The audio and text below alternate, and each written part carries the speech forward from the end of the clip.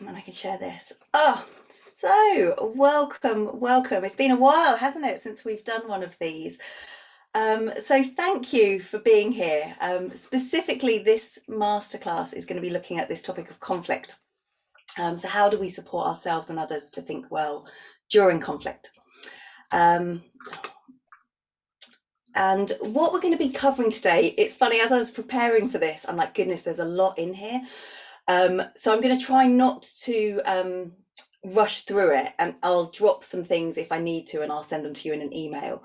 But what I wanted to cover today is what conflict is and why we find it hard.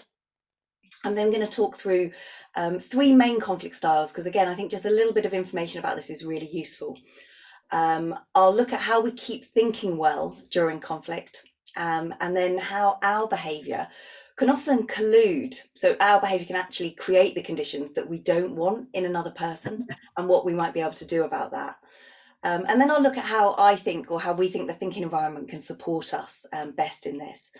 And then the last bit I'm hoping we get to today, we'll just do a little on paper exercise where we can think about how we can prepare ourselves to get better at conflict when we're not in conflict.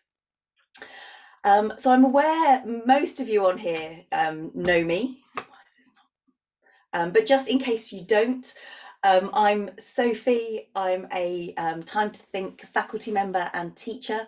So I only work, and I have done for the best part of 15 years, in a thinking environment. So I live in the UK, up in the Peak District, so sort of in between Sheffield and Manchester. And I've worked for myself for the last 12 years, more than that probably now. But I've always done roles in leadership.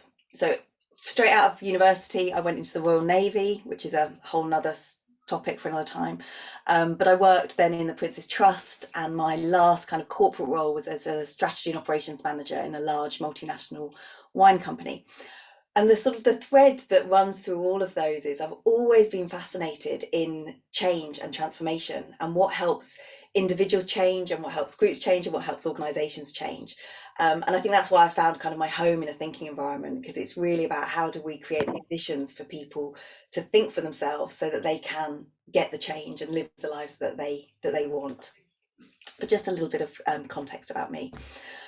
So what I'm going to do is talk for a little bit to sort of get through the content, and then I'd love to open the floor to questions or to your insights, or to anything that it's sort of resonated with you.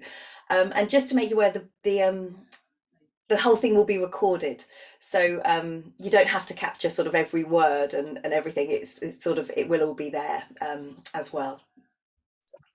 So let us begin.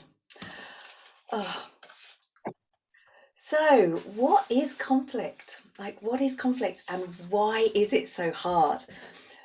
So when you look at the definition of conflict, even the very wording that we use to describe it isn't particularly warm and welcoming or tender. So we tend to use words like fight, struggle, clash, argue. And conflict is always about the connection with somebody else. So it's this disagreement or argument. Generally it can be protracted, but it has this connotation of being, it's like quite prolonged. It's this clash or this pulling apart, and that's why I love this picture, because it's almost like there's this tearing apart of people really in conflict. And often it's like an incompatibility between someone's opinions or perspectives or views. So when I'm talking about conflict today, I'm not really talking about, like global conflict, war. Obviously that is a really sort of a big part of conflict, but I'm not talking about that large scale. I'm really talking about the conflict that we find ourselves in, often with people that we know, that we like, that we trust, and often are people that are really close to us. They're in our families, they're in our workplaces, they're in our communities. And so it's these relationships that are really meaningful to us, where there's also this potential to pull away. And that's what I want us to think about, is how do we do that kind of conflict a little bit more well? Like, what do we do in that kind of conflict?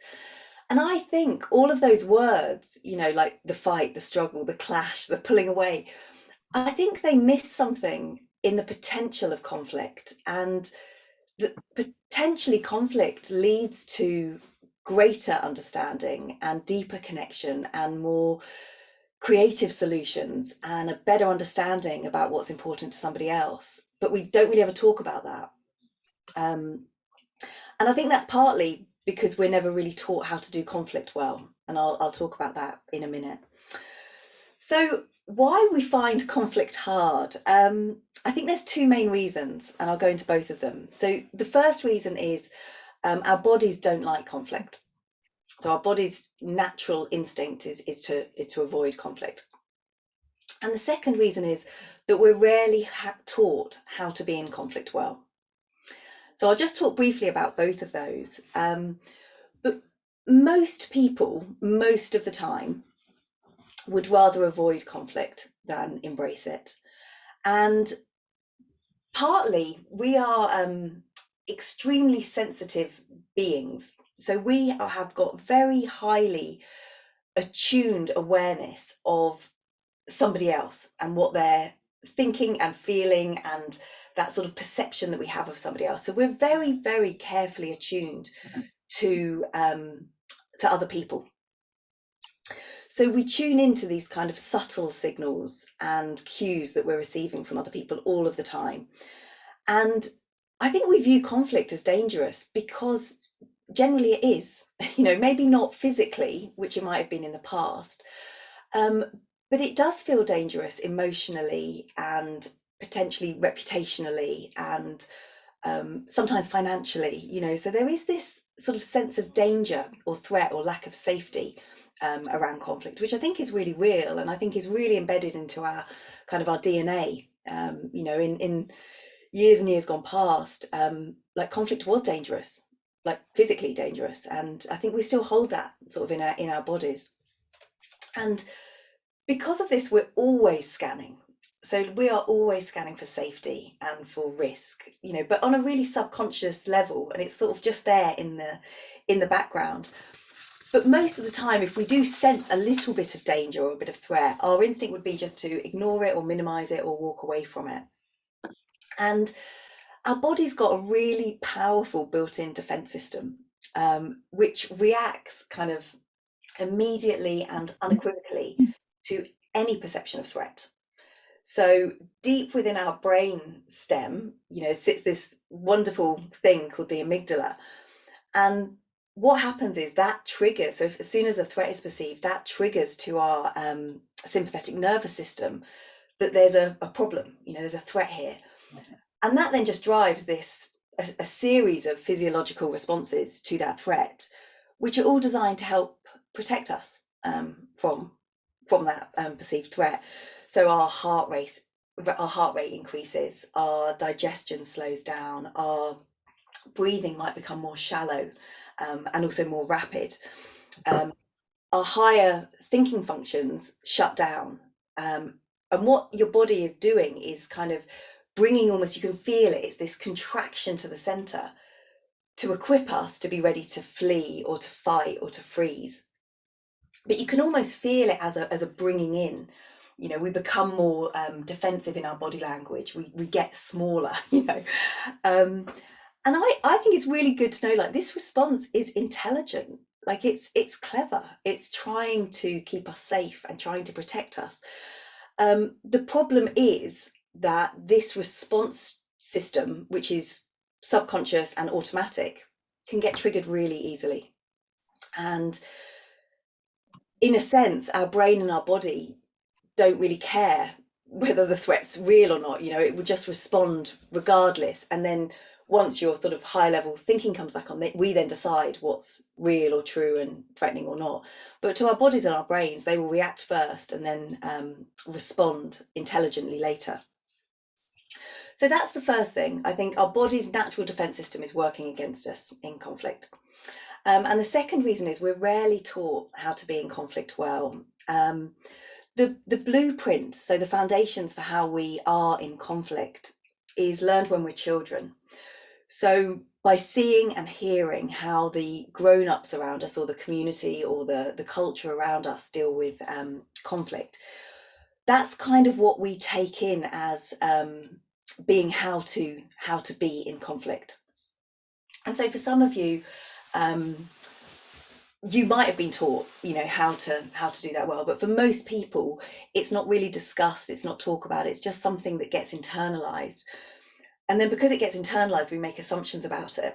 And then later on in life, it will start impacting our behavior. So when we find ourselves in a conflict situation, often we're responding in a way that comes from a really different place to maybe how we are now. And that's often because our cycle or our ways of being in conflict haven't been updated. So we haven't done the work to challenge the assumptions about, well, what does this mean and how do I want to be in conflict? And so we just respond in a way that we've kind of internalized to respond.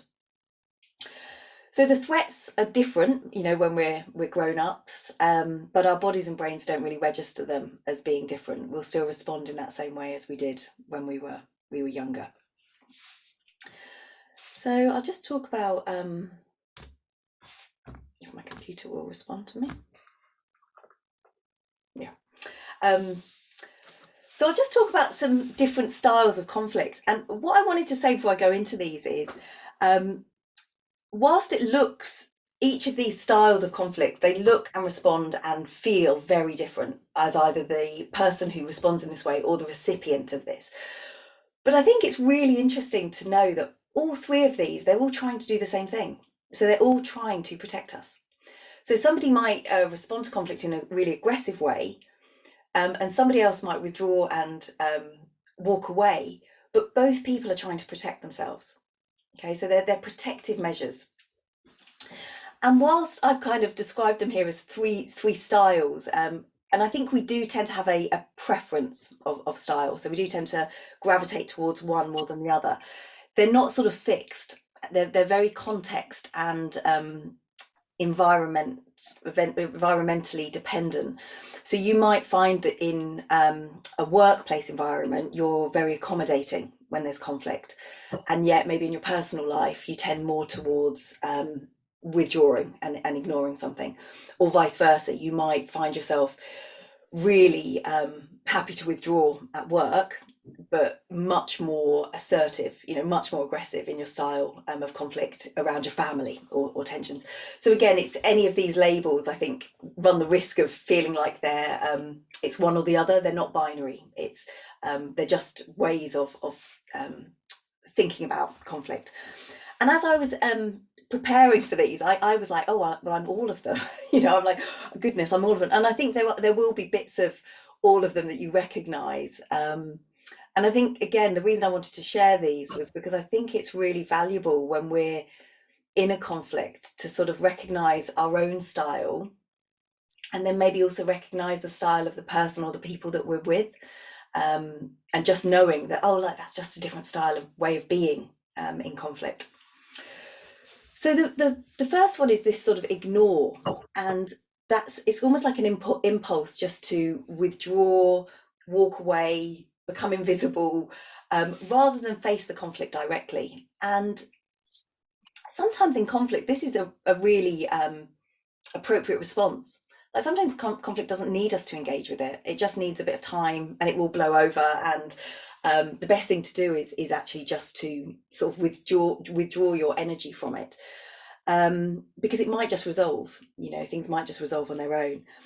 I think it's when it becomes habitual. So when this tendency to withdraw and disappear becomes habitual, it can over time lead to sort of feeling more isolated, feeling more lonely, feeling that you're invisible, that you don't matter. And it can also mean that we don't often ask for what we want. So we'll often allow other people to sort of have what they want, but we will just at any cost, and often the cost is to us and what we want. And because of that, we can sometimes suppress what we think or feel or what's most important. And then over time, that can lead to a sense of helplessness or a lack of self-esteem. So a lack of sort of claiming our ground when we're in conflict. The second style is sort of more accommodating, and people who sort of are more accommodating in conflict tend to be seen as more cooperative. they're more attentive, they are more amicable, I suppose, in conflict. So they're more sort of like not the mediators, but they'll just see what's going on and try and work things round. Um, but often accommodators will put the needs of others before themselves. So they're quite happy to accommodate people, but they won't necessarily want to say, well, this is what I think and this is what's important to me, because they want to be liked, so they would prefer to be liked than to be seen as difficult. And they see often their value is derived from a sense of taking care of others. And so again, over time, there's nothing wrong with that. It's a lovely characteristic.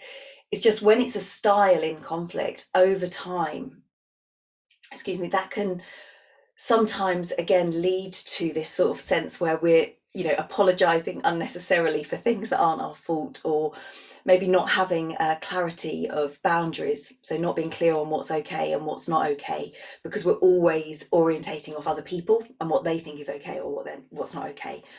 And so because of that, they maybe don't feel understood, or they might start feeling like they're being taken advantage of, and maybe don't stand up for what is really important to them, and can often then end up feeling a bit powerless.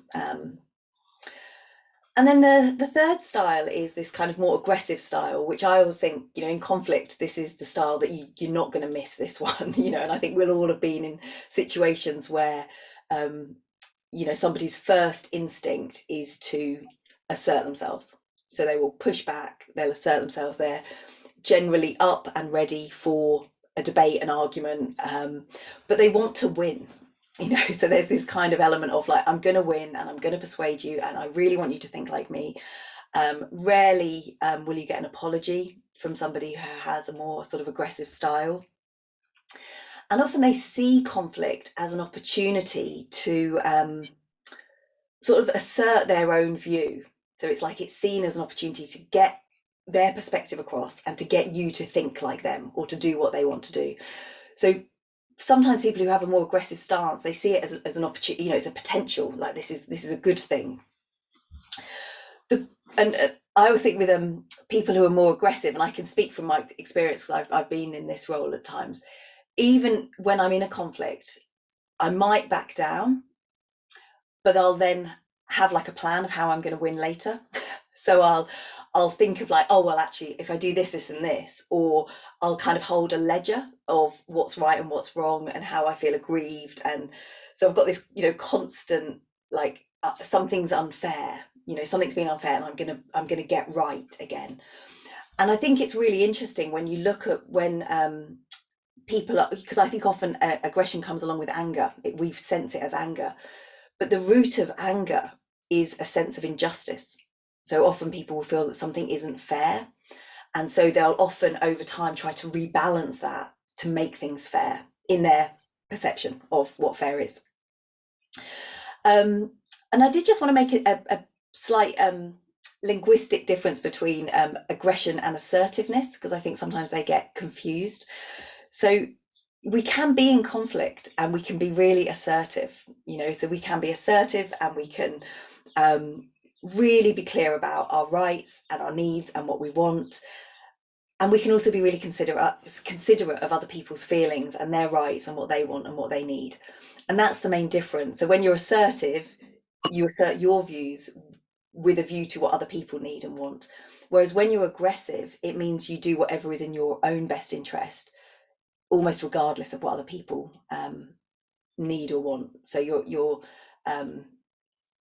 yeah, so it's just a slight difference which I wanted to bring. The challenge with an aggressive style sort of over time is it wears people down.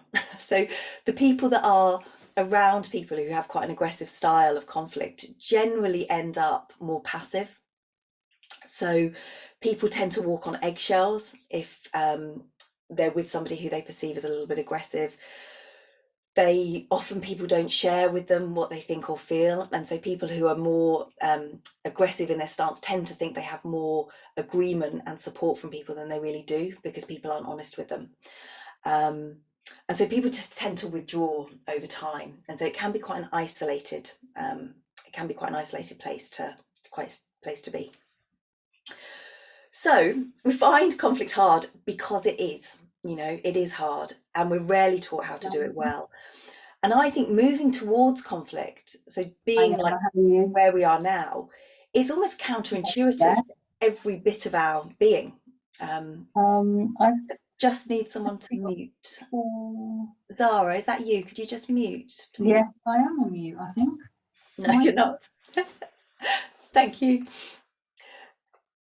And I think this is really so it's hard for everyone to move towards conflict because it is counterintuitive. And I think that's even more true if you've got any history of trauma or conflict or abuse in your background, because it's almost the reactive styles are really embedded into your bodies. So what do we do about it? Like, how do we keep thinking well during conflict? I think the first thing is to try and understand what's happening, which is I'm hoping this short workshop will give you. But one of the underlying principles of a thinking environment is that the most important factor in whether people are going to be able to think well at any time, including during conflict, is how well they're being treated by the people that they're with during that conflict. So the challenge we've got is, as soon as we even sense a degree of conflict, almost immediately our amygdala will get hijacked. So what happens is our brains, so the prefrontal cortex, which is the bit of our brains that is responsible for like reasoning, logical thinking, assessing things rationally, that kind of just clicks off. And we know that. And I think if we know that, we're more equipped to deal with it. And what we know is it really doesn't take a massive shift away from the components of a thinking environment in order for our ability to think well to be reduced or disappear. It can be really subtle things. So somebody might raise their voice, or they might harden their tone, or they might just change their body language slightly. They might dismiss something. It's really subtle cues. And often the response that somebody hears from you is the one they hear the loudest is actually the one you're not saying with words. So it's all of those subtle body cues that are happening. That's what, because someone will react to just as much as your words, and they'll often react to those far quicker than your words. So the amygdala sort of clicks in, signal there's a threat, and then based on sort of our internalized assumptions, we respond. And this happens really, really quickly.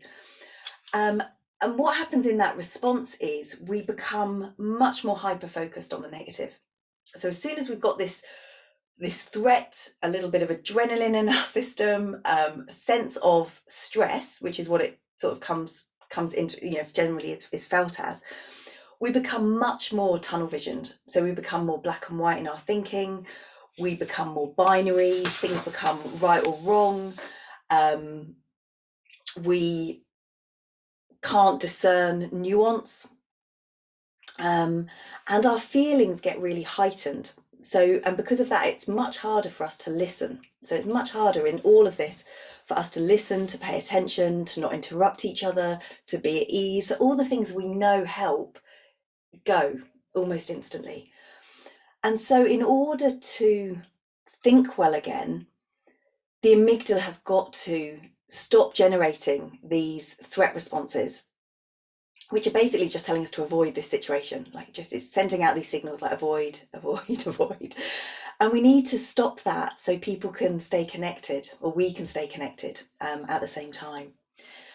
And so I think that first bit of just recognizing, like, oh, this is it. Like, this is how I'm feeling conflicted. This is the moment. Like, now, this is what I've got to do to get calm again. So I might want to take a deep breath. I might want to say to myself, I'm safe, or I'm okay, or something about trying to get us back online. And we'll do a little exercise later to help us. But the first thing we need to do is help ourselves and the other person feel safe again, so that we can start thinking clearly. And it's that gap, I love that, like when you go to London and there's the underground, it says mind the gap, and that's effectively what we're trying to create is we need to give ourselves time to respond rather than just to react to what's happening. So I've just got a couple more and then I'll open the floor for questions. So how does our behaviour collude to create the conditions that we don't want? So it's in these moments of conflict, I think more than at any other time, we need to be able to think well. And yet, almost as I've said, like everything's going against that. Like everything's going to make that hard for us in that very moment of conflict. But we know that conflict won't resolve well if we can't think well. You know, it's not just going to naturally resolve itself. We've got to be able to think our way through it. And so I think if we can start to change our relationship with conflict, we get to sort of practice being the person that we most want to be. You know, the person who is thoughtful and reasonable and kind and generous and makes positive assumptions about people and is generous in our interpretations about them. And we can respond with kindness, you know, to somebody else. And so I think the first thing we can think about is we need to be able to think well, and so does the other person.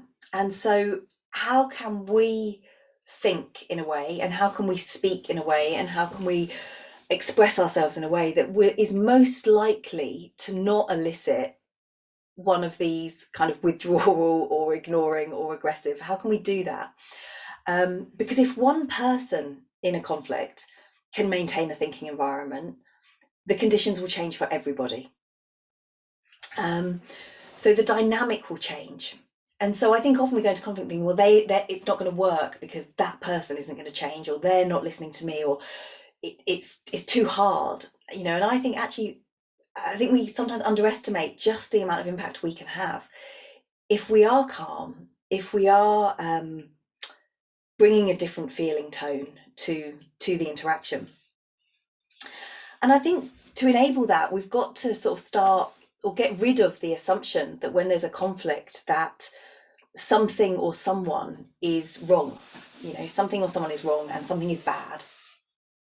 And I think we really need to internalize, if we can, that if we are able, when somebody is in conflict, like if we're able to listen to them, like really, really, truly listen to them through that,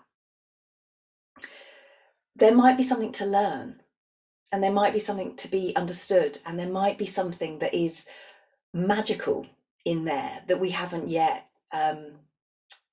gathered. Margaret Heffernan, who's an amazing writer and thinker, she often talks about the jewel in the dragon's claw, and she sees conflict as the jewel in the claw. But what we often see is the dragon. You know, we see the anger, we see the withdrawing, and then because we can't stay with that, we can't listen through it, we lose the potential of finding that jewel. And I think one of the reasons we find it hard to listen to a different perspective or a view that is very different to our view, or that we find really challenging, I think it's because we fear that if we listen, it will be interpreted as agreement.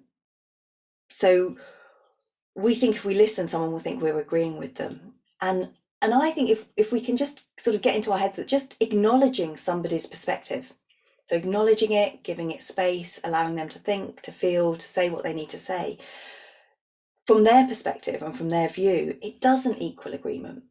It doesn't. We don't have to agree with them, but we can agree to listen to them. And so our behaviour can start to create the conditions for other people to not feel so conflicted and to not feel not listened to. And we know when the components of a thinking environment are present that people think really, really well. And so especially in conflict, I think we need to focus on our behaviour and the impact that that's having, more than what we're sort of sensing in the other person. And this is where I think the thinking environment can really support us. So for those of you that haven't worked in a thinking environment, there's 10 sort of core components or conditions that we know really allow people to think well for themselves. And I don't have time to go into all of them now. but I'll just talk about a few of them.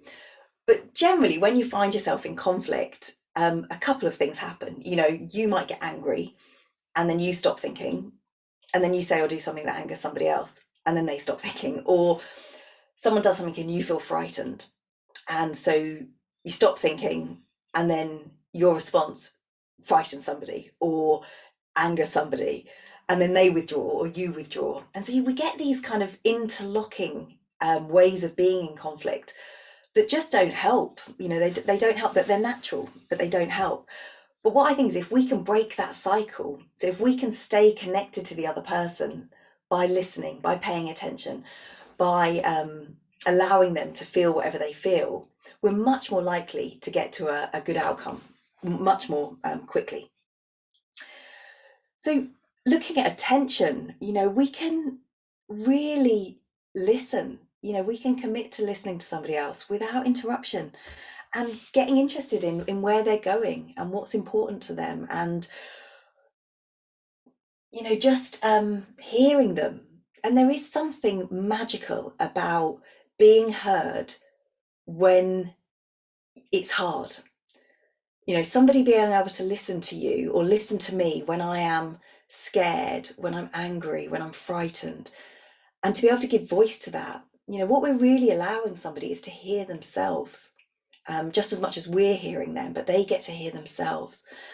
And I think it's almost impossible. There's nothing I've read anywhere about conflict that doesn't require an ability to pay attention, and by that, to listen. Like, all conflict is helped by listening, because otherwise we don't, if we don't feel heard, we will just either keep going harder or we'll withdraw. But it's an absolute superpower being able to listen when there's conflict. It's not easy, but it is really powerful. And I think, especially in conflict, listening is absolutely not a passive act. And anyone that's done work in a thinking environment knows this. Like, listening is not passive. It requires a real sense of intention and openness and generosity, and self-awareness, you know, and really presencing of ourselves. And I think part of the key to listening in this way, especially in conflict, is to not feel that you're responsible for fixing it. You're not responsible for fixing what the other person is feeling or saying. It's simply about being present to what is unfolding in that moment. And it really, you know, as I just said, it really, listening doesn't mean you agree. You can, whether you agree or not, is probably a separate matter for a separate time, but it's probably not going to get resolved in that particular moment. And we can make sure that we give room to the other person, you know, to share their thoughts before we share ours. You know, and we can almost take that energy out of the room where we're just both interrupting each other. So we can keep asking, you know, what more do you think or feel or want to say? Anything else? And be really interested. Be really interested in that. We can try to the best of our ability to speak and listen with ease, knowing that the other person's perspective and their view is valid without needing to agree with it. But knowing that in the moment it's important to them, and so it's probably important to us to listen to it. And so I think the focus becomes trying to understand each other, rather than convincing or persuading the other person of our perspective. And when I was reading to prepare for this, there was a beautiful story that said, it was like, you know, if you take that sort of aggressive style, you go towards a dog, and just as you get close, it like barks at you and its teeth are baring and it's really, like, really aggressive. You naturally just want to step back, don't you? But then it was like, what if when you looked at the dog, you saw that it had, like, its leg was bleeding and it was in pain? Like, then your instinct would be, oh, how can I help? What can I do to support you so you're not in pain? And I think it's bringing that sort of sense of, oh, there's something here that matters. There's a person here that's trying to protect themselves. How do I help that rather than rally against it? And we can appreciate the other person. And, like, don't get me wrong, you know, this is hard work. This is really hard work sometimes. But when we're in conflict with somebody, especially somebody maybe historically we haven't got on with, or there's been a history of finding things challenging and hard with them, we tend to horribilize people. So we tend to um, see somebody in a particular light, and then because we have this confirmation bias, we just then look for other things that reinforce that view. So we look for other evidence that supports that view that this person is this certain way. And so in conflict, in a thinking environment, we talk about needing a ratio of about 5 to 1, positive to negative or critical comments. It's sort of in an emotional bank account over time to support a healthy relationship. And in conflict, that ratio gets flipped, I would say, and probably doubled the other way. So we're thinking and feeling and saying and talking to other people about the negatives about the other person way more than we're looking for anything positive about them. And so just trying to sense, is there something in this person I appreciate? Like, what is the quality behind the behavior that I maybe could kind of see beyond? What is it I could try and appreciate in them? And if it's hard, it's almost like that's when we need it even more. That's when we need it even more. And then we can, and I didn't put it on the slide, but we have to be able to express our feelings in a way that allows other people to still think. So we can be really responsible about how we're expressing our feelings, and making sure that they can be heard. And then we can do the work, which I'm hoping to do in the time we have left, on challenging some of the assumptions that we might have ourselves about conflict. But just before we do that, that's been a lot of me talking. So I just wonder if I might just open the floor in case there are any thoughts or questions. Anything, any fresh thoughts, any questions on that before we do a little exercise? I'll dive in if I might, Sophie. One of the things I do is work as a mediator in addition to working within the thinking environment.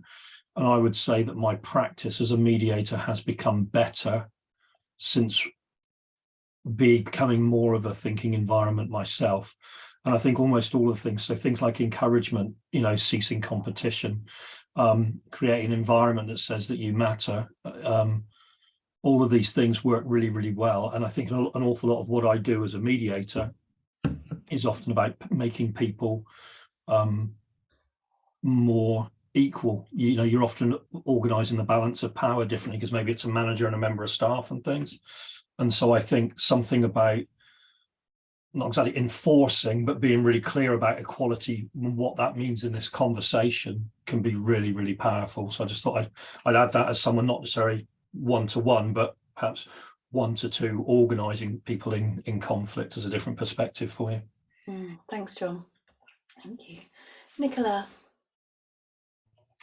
Oh, hi, Sophie. Thank you so much. So much interesting and really helpful information already. I have a question around, treading that balance between listening, compassion, finding that jewel, but without stepping into accommodating, because there's going to be the kind of other side of it too, that might need managing. I hope that makes some sense. So was there a question, Nicola? How do you? Yeah, I guess, is there something you can do to manage that you don't tread into overly accommodating someone when practicing the good practice? Yeah, it's interesting. I think it will be, I think only you will know when that's crossed, because you'll feel it. And I think often when we, it can often, I think, manifest as a slight, like we might end up feeling a bit resentful, or we might feel like a bit frustrated. There could be a sense of frustration, or and I think often that's a signal that actually I'm giving up something that's really important to me, and it's coming at too high a cost now. But I think that's hard to do in the moment. So I think it's just taking that time to reflect on, actually, am I starting to feel a bit resentful or frustrated or annoyed or irritated because then it's like, oh, maybe the balances come out of sync a little bit. And often, again, we might have a tendency to be more accommodating. So it's almost which is a good thing. You know, it's a lovely characteristic. It's just when it's taken to its extreme, you know, and then it comes at a cost. So I think it's just sensing into that feelingness of it, and then think, okay, do I need to kind of reassert something that's important to me? Yeah. Evelyn.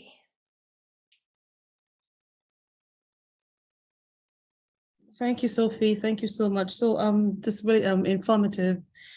The 3 styles of conflict: the ignore, the accommodate, and the aggression. How is it a one size fit? Is that a perfect state, or is it like when you're aware, you know which style it is? Is that for awareness, for self-awareness, or is there a perfect state?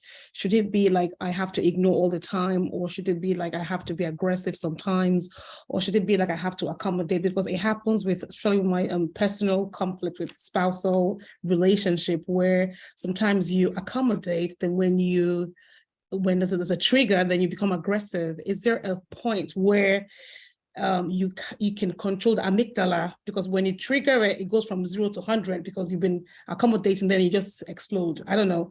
Is there a way to understand the trigger where the amygdala just hijacks you and you just have to just take it? Because I see it coming with my boys when I'm saying don't do this, and after a while I trigger from 0 to 100, teenage boys, and it's out of control. Is there a way to note when that starts to build up?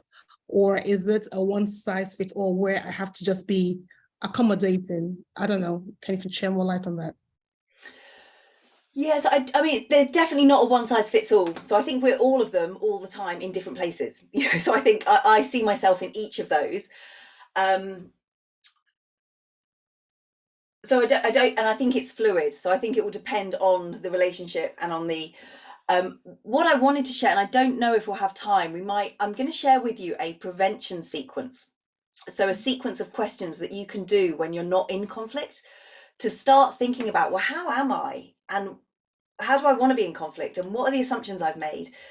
Because actually the best time to deal with conflict isn't when you're in conflict, because your default will kick in.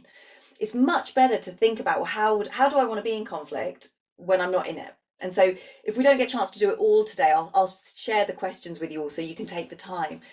And then what I found over the years is I get less and less down that track of accommodating, and then like, rah, I'm so frustrated. I'm like, boom, because I'm much more aware of it. I'm much more aware of the build up. So I sense the frustration, I sense the resentment, I sense the withdrawing much quicker now. So I think I'm much more, and I'm more willing to be okay with whichever of those I'm in, if that makes sense. So it's like, oh, actually, I am feeling really aggrieved about something, and I can say that in a way that you can hear. Whereas growing up, my tendency was just to withdraw. Like I'd just withdraw, and then until I couldn't, and then it'd be like, phew. Whereas I'm much more aware that if that's my tendency is to withdraw, where's that no longer serving me? So a thinking environment is really helpful for this. So I'll share these questions with you if we don't get time to do them today. Yeah, thank you. Brett?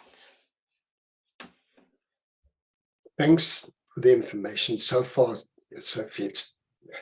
What my question is, how can I know the point of amygdala hijack, the point of losing choice and control?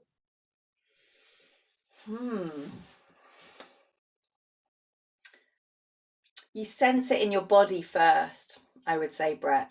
So it's not it won't be a cognitive response. It will be whatever your body feels like when it feels stressed is a pretty good signal that something's happening. So it doesn't have to be a massive shift, but I know when I get that sense is I almost my breathing definitely becomes more shallow. I tend to get hotter. I can almost feel myself withdraw. Like it's like, oh, okay, there's something happening here. I might start talking quicker. So it's like I'm much more I'm hyper vigilant, you know, but that's my style. Your style might be slightly different. So for some people, when they experience stress, it looks very different to that. So it's getting aware of when you when someone says something or does something and you think, oh, okay, and you're reacting rather than responding. Yes. And I think that's a pretty good and it was fascinating. I mean, I had a friend over. I've known her for years and years. I trust her, I love her, really good friend. And we were in conversation and it got quite animated. And I can really clearly remember sitting there thinking, she's not threatening me. It was like my whole body was like getting ready to fight because I just felt threatened. And it was like what that sense was like, oh, I'm in danger. It was like there was this kind of palpable sense of I'm being threatened. And I think if we can become attuned to that, we're more likely to pick up on it. Yeah. And it might not be the first time. So it's like after this workshop, the next time something happens, you'll forget again. But then afterwards, you'll be like, oh, that was it. That was the moment. Yeah. And then the next time, again, you'll forget again because your body will take over. But then you'll be like, oh, no, this was it. This was a time to practice. And so it's just allowing it to kind of start taking root, I think. That we're not going to change our body patterns, you know, our way of responding that we might have had for 30, 40, 50, 60 years in one hit, you know, but it's over time that we often can. Thank you so much. Thank you. Now, I know there are some very wise people on this call. Was there anything anyone else wanted to share from their experience?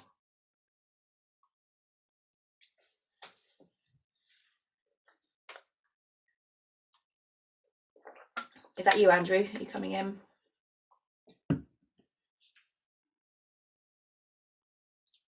I'm always happy to talk if that's helpful.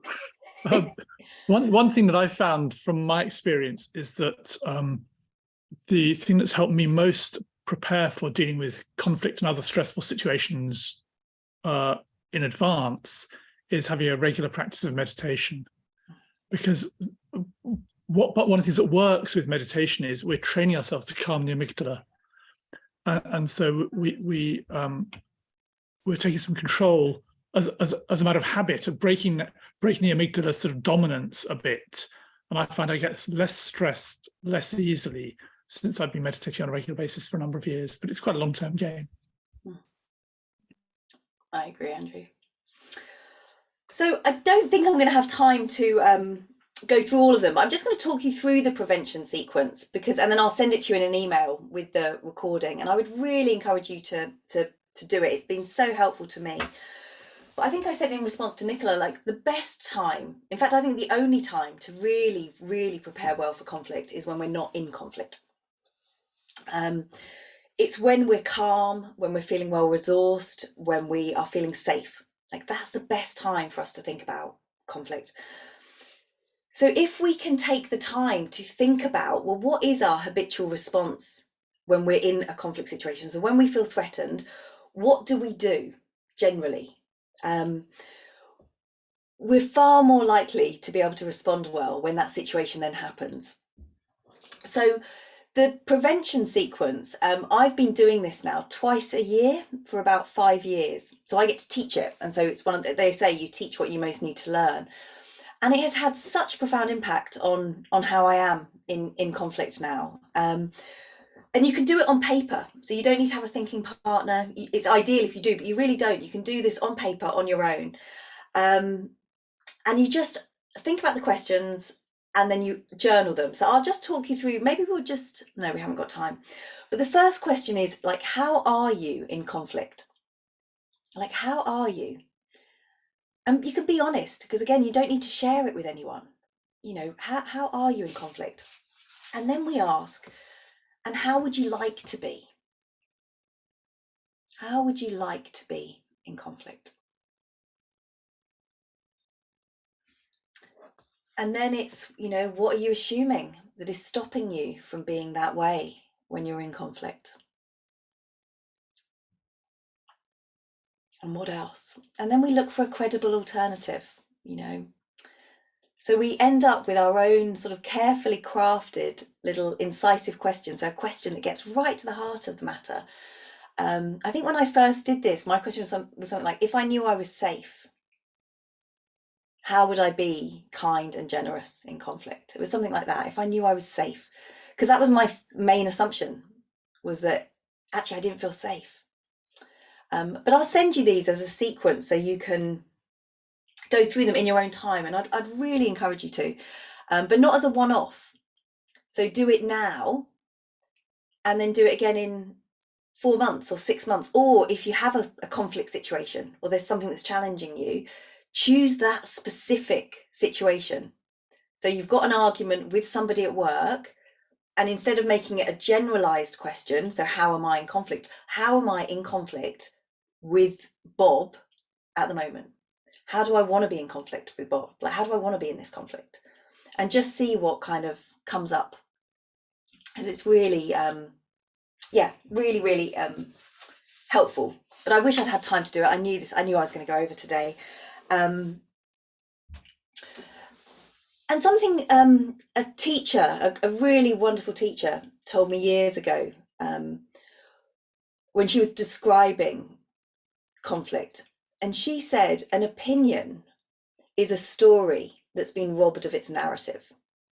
So an opinion is a story that has been robbed of its narrative.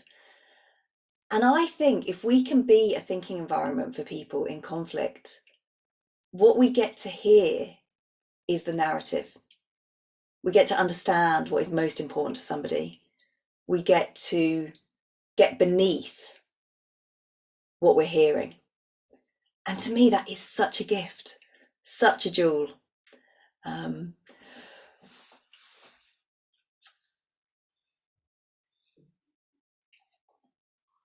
So thank you for being here.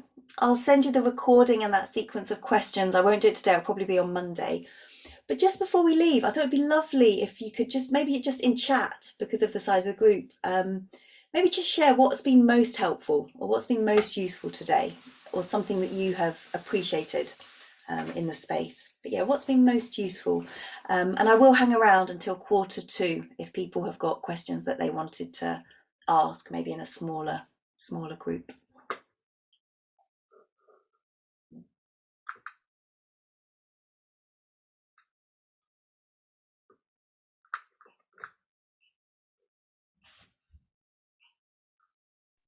I can share. Sorry, I just scanned through my notes. There's a lot of takeaway. So one of the things that I would consider a big takeaway for me is listening is not agreement. I think whenever I'm in a conflict, just me being quiet and listening to people are feeling like, oh no, they're gonna take over, they're gonna, feel like they're right. That's why I'm listening. So for me, it's definitely a very big takeaway. Thank you. Thank you. Thank you. Oh, so I hope you have a lovely festive period with zero conflict, because it's always a zero conflict time of year, isn't it? Not. And I really hope our paths cross. I'm going to run this as possibly as a half-day workshop, so we actually can go into real depth on it. So again, if people are interested in that, you can just let me know. And if people aren't interested, I won't run it. But I think it requires more time. But I'm going to hang around for another 15 minutes if there are questions people wanted to ask. But yeah, otherwise, thank you so much for being here. It's always a joy to be in a space with you all. So yeah, thank you.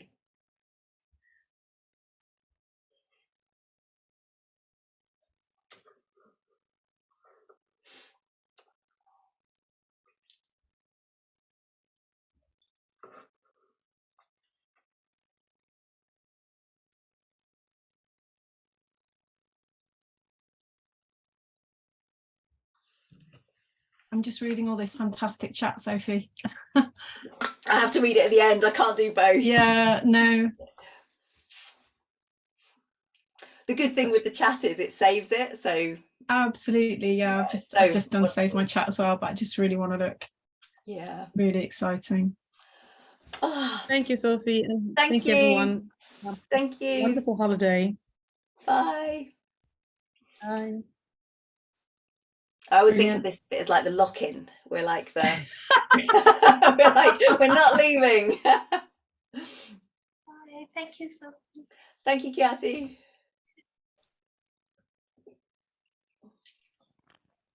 Thank you, Sophie, very much. Thank you. Oh, so do we have questions? Any more questions or thoughts or anything? The floor is open. You're on mute, Annika. But you don't look like you are. Microphone. Oh no, that's it. It's come back. It has come back. Oh, brilliant. Yeah, I've just got one thought. So sometimes, you know, being someone in a business where I'm one of the people looking to get change to happen, sometimes you can have that conflict where a whole group is conflicting, which is quite a difficult situation. And I suppose in my experience, what I found is going and talking to people individually first, listening to them, and then getting them on board, you know, and what open has helped. But I wondered if you had anything to do with, I suppose, so the question is, what do you find can be helpful in group conflict? So I think my first assumption with groups, Annika, is that no one feels safe. So that's my starting point. My starting point is no one's feeling safe yet. So what do I need to do to enable them to feel safe and to humanize the space? So it might be going backwards before going forwards. And that might be talking to people individually or getting things addressed in different ways. And as I'm speaking, I think something that's really helpful is creating a space where people can share how they're feeling. Can go a long way quite quickly because we're so fixed on solving this thing, and actually they're just completely ignoring all the feeling states. But again, that's quite hard in organizations if you haven't got the culture to do that. So it might be doing that more in smaller groups, because everything just gets amplified in the group. So if I'm aggressive, I'm going to be more aggressive in a group. If I withdraw, I'm going to be more withdrawn in a group. But I think it's just going back to basics of what do we do? What can we do to create the safety for people to start being present? Yeah, what do you think? What's your? Yeah, actually, I think that the thing about feelings is a big one. And I think just getting people to step back and reflect, and I suppose just realise how their feelings might be impacting what they're thinking. But I also agree that in a group you're amplified. So again, yeah, like small groups and taking a step back. But yeah, that's useful, thank you. And just as you were talking, the other thing that came to mind is I think often in groups we try to bite off too much in one go. So it's almost giving something that we can be successful at. You know, that ratio of positive to negativity, often it can just feel so hard. And it's almost what can we do that would enable something to feel a little bit easier so we can start trusting each other. And often trust comes through vulnerability. So it's how do we create that space? Yeah, it's tricky. Yeah. You're just the woman for the job. Gemma. Hi, I kind of had a question and now I think it's gone a little bit just in terms of listening and thinking about what's come up. But I guess my reflections were a little similar in the sense of thinking around groups and how to potentially support some of this. The reflections that I've had are around the workspace that I'm in. So I'm in the NHS in a large organisation that's particularly stressed. And I think what we see a lot of is this real sort of polarized positioning. So I guess a little bit of what you described around bringing back connection, I think is going to be really key. And I suppose there's something about, again, that safety. How do you create that safety so that people have the opportunity to tell that story or give that narrative over? And I think that's really tricky when we're in environments where I think people have the perception they don't have the time for that takes more time. So yeah, so sorry, that's just ended up being a reflection. I did have a question, but it's disappeared from me now. But I mean, it's really because so Nancy Klein talks about polarization being a a product of disconnection, not disagreement.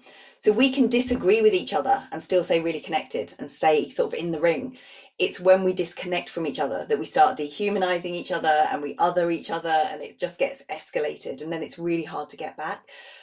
And so I think we have to really challenge that assumption that it takes time, takes more time, because actually not addressing it takes way more, like it takes so much time and so much emotional energy and so much it's not just minutes in the day, it's life, it's people's life energy, isn't it, you know, that's being sapped by so I think we have to really challenge that, but it has to be facilitated, you know, it has to be it's not just saying it's going to resolve on its own.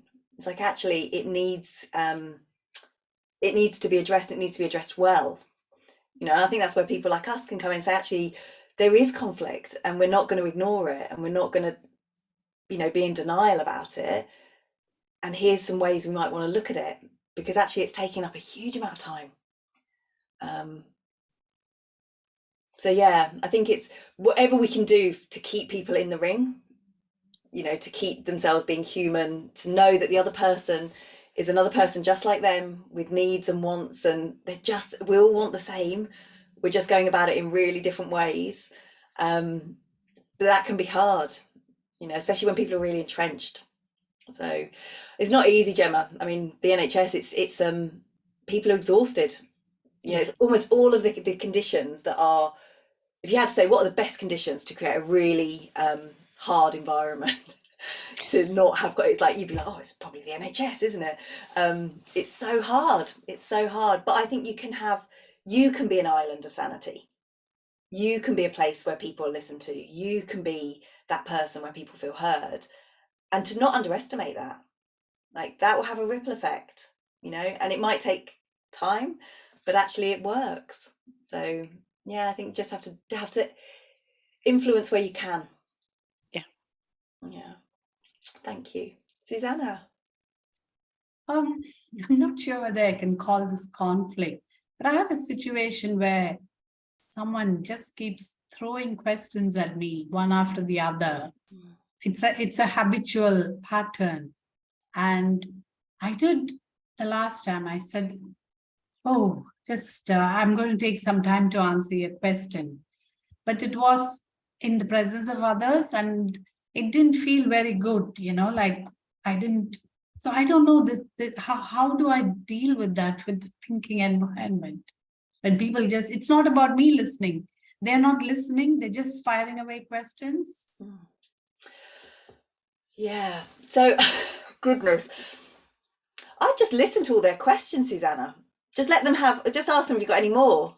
What other questions have you got for me? Like, just keep asking them until they've got no more questions, and then say, well, which one do you most want me to think about first? I think that's what I'd do. Because actually, though, somebody throwing questions at you like that can actually feel like an attack. It's like someone's throwing grenades at you, isn't it? It's that kind of like, oh, there's another one and there's another one.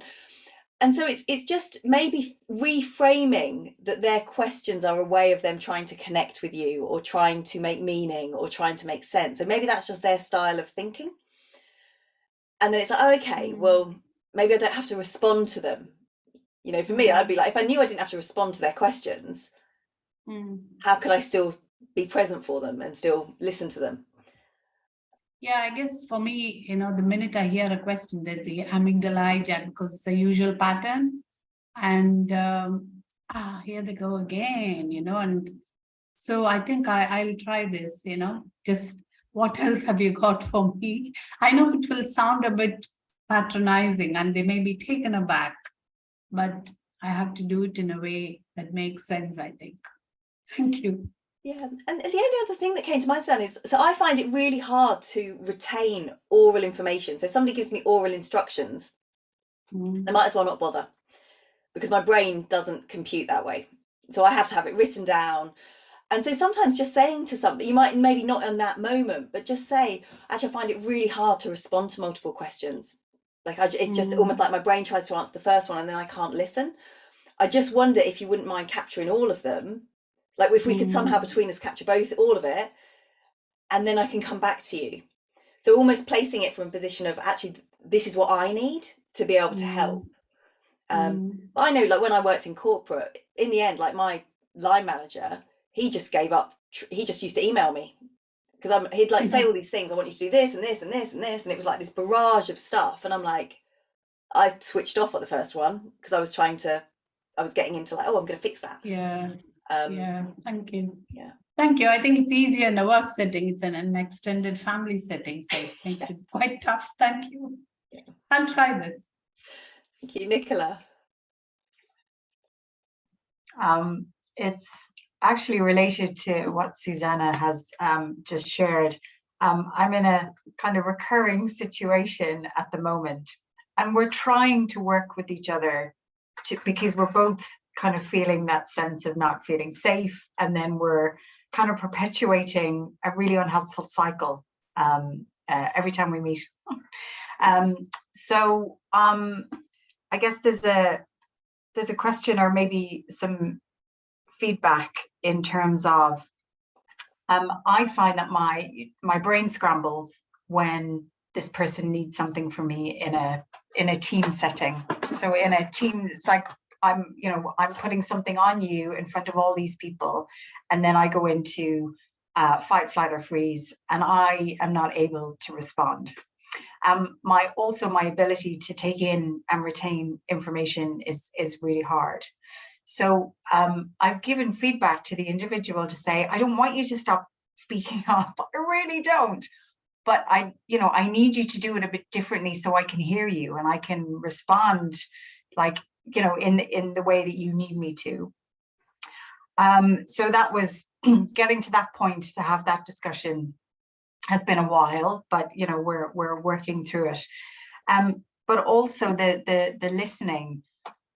Even when I think I'm really listening, I may be interpreting things in the wrong way. Now that's just a personal quirk, and it might be a relationship dynamic. So I have to be really careful to check in what I think I'm hearing, to ensure that, because I've found myself being at cross purposes, thinking, I think I've done everything right, but I'm still, away at sea. So yeah, thank you. Just wanted to share those. Yeah, no, I mean, I think what you highlight, Nicola, is like, this isn't easy. Like, this is hard. It's hard, and it's hard because there's more than one person involved. So it's like we've got our own stuff, and the other person's got their own stuff, and it's like, this can be tricky. And so I just think it's like it doesn't. It just might take time. It might take time, but there's such a richness, like you being able to have these conversations and say what you need. It's like there's such learning in that, and it might not be reciprocated, and it might not. But I think things like that as well, really, maybe focusing before the meeting on the qualities in this person that you do appreciate, like really intentionally and consciously. So it's like actually you're going into that situation with a more full bucket. So even if they then do something, but also I think the prevention sequence, Nicola, will be really helpful for you to think through in light of this particular person, just to get to maybe understand some of the assumptions you're making about the situation or him or you in this situation could be really helpful. So if when you're doing it, just reach out to me if it's not making sense, and we can work through it together. We can just I can do a video thing for you. So I think it'll be really helpful. Because again, it might not work. It's not a quick fix, but it's like, it just loosens the grip. And if you do that and you do the appreciation for yourself and for the other person, interesting over time how it just will change. Yeah. Thank you, Sophie. I'd really appreciate that. And is that in relation to the questions about how are you with conflict? How would you like to be in conflict with this person? What are you assuming that's stopping you? Yeah, thank you. And you're over focusing then on the negatives and assuming that they are what the intention is of the other person. I mean, today that's really made that point for me. Thank you. Yeah. And we can't help that. We get very tunnel visioned. So we just, yeah. Oh, so in our last moment, anyone else wanted to ask or share anything? Just to say thank you, Sophie. It's been a great session, so helpful. It's one of my goals now for 2023 to change my attitude to conflict. Really inspiring. Didn't think that was on my list. Yay! Yay! I'd say I'll practice with you, but we're not really in conflict. But bye, everyone. Thank you. See you in 2023. Thank you so much. Thank you. It's been lovely to meet you.